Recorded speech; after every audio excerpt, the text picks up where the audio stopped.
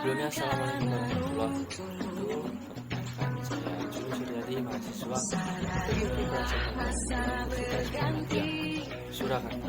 Di sini saya akan mempresentasikan materi topik edukasi kontekstual mata kuliah filosofi pendidikan yang pembahasannya mengenai kontekstualisasi pendidikan yang peserta didik.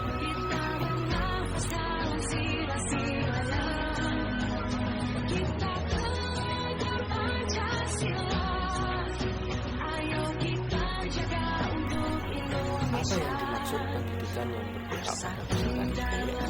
Pendidikan yang berpihak pada peserta didik merupakan pendidikan yang mengkonteks peserta didik sebagai prioritas utama yang harus dilakukan. Setiap anak memiliki kemerdekaan untuk belajar sesuai dengan keinginan dan kemampuan alamiah yang terbentuk dalam diri anak tersebut.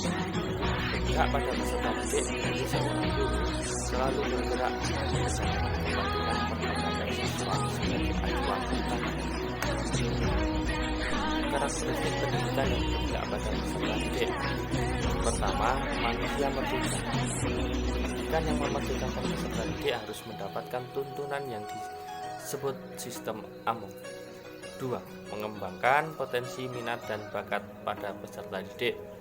Pendidikan yang berpihak pada peserta didik adalah pendidikan yang memperhatikan minat dan bakat serta kemampuan yang dimiliki oleh masing-masing peserta didik. 3. Kodrat anak. Menurut Ki Hajar Dewantara, pendidikan itu menuntut segala kekuatan kodrat yang ada pada anak agar mereka dapat mencapai keselamatan dan kebahagiaan setinggi-tingginya.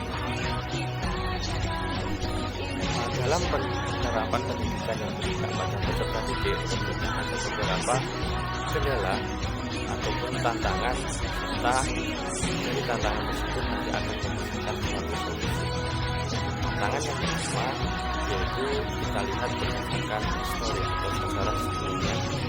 Pertama, metode mengajar masih teacher center, jadi pembelajaran masih berpusat pada guru.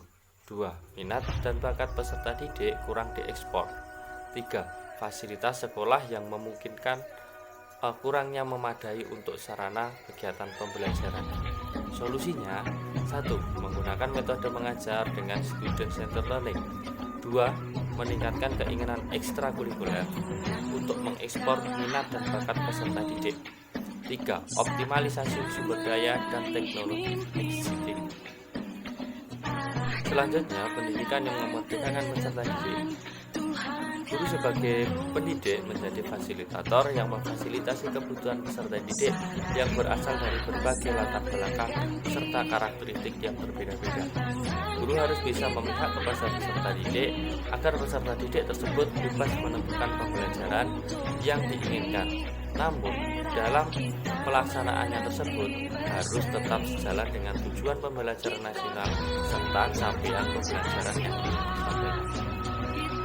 Salah satu penerapan yang dapat dilakukan pada abad ke-21 ini ialah dalam penerapan pembelajaran berdiferensiasi. Dalam penerapan pembelajaran berdiferensiasi merupakan hal yang baru untuk menyesuaikan proses pembelajaran di kelas untuk memenuhi kebutuhan belajar individu pada setiap peserta didik. Pendidikan yang memerdekakan peserta didik menurut pemikiran Ki Hajar Dewantara.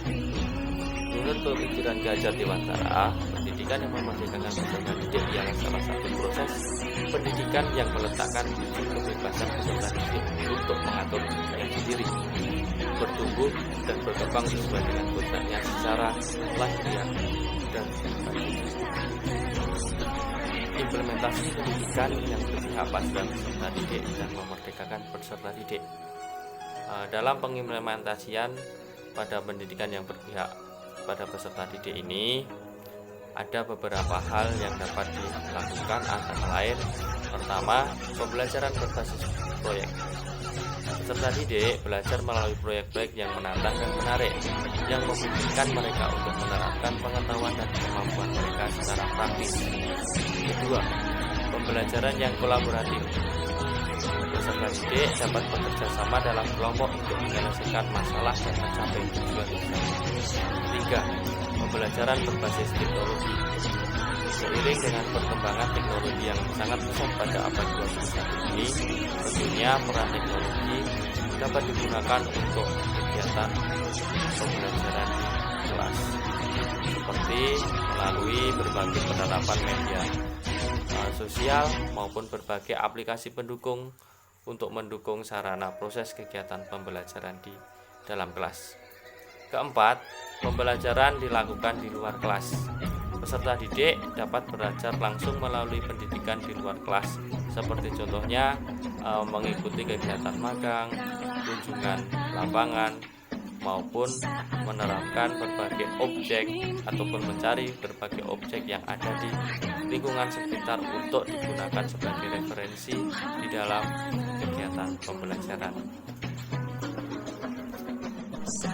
Kesimpulan, pada abad ke-21, dunia mengalami perubahan yang sangat cepat dan kompleks.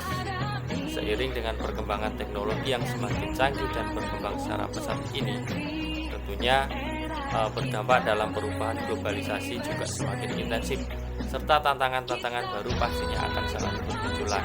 Oleh karena itu, pendidikan memiliki peran yang sangat penting untuk mempersiapkan peserta didik dalam menghadapi tantangan tersebut dan menjadi manusia yang kreatif dan berkarakter.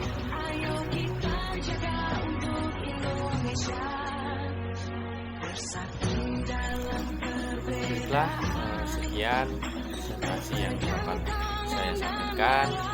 Maaf apabila ada salah kata yang sempat. Demikian presentasi pada hari ini.